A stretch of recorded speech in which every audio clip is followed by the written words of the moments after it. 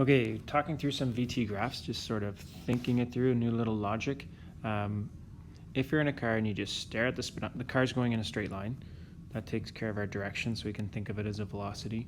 If you just stare at the speedometer and it's constantly reading the same small, slow number, whenever something's not changing, if we were to graph it, it always makes a horizontal line. So if you look at your speedometer and it's just a slow, constant number, when we graph it, it's just going to be a horizontal line, kind of close to the time axis to represent that it's not going very fast.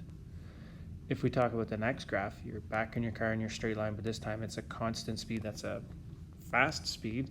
That means you're going quicker. That means a higher velocity. That means a horizontal line again because it's constant, but this time you're farther away from the time axis.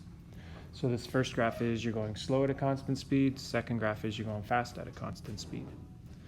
The last one, it's still a constant speed, but this one's a little bit weirder. If you're not moving, it's a constant speed of 0.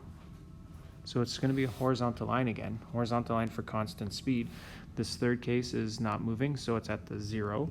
The last one we did, when you're going fast, it's going to be a horizontal line, but way up high.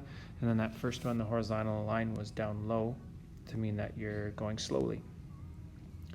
All right, we haven't done a ton of talk of vectors, but the sign of a vector is used to communicate the direction. So the last one here, if you look at your speedometer and it's reading a constant but negative number, I don't know of any cars that do that, but let's pretend there was, maybe some new electric car, when you go a particular direction, it reads negative. The key to this one is that it's backwards.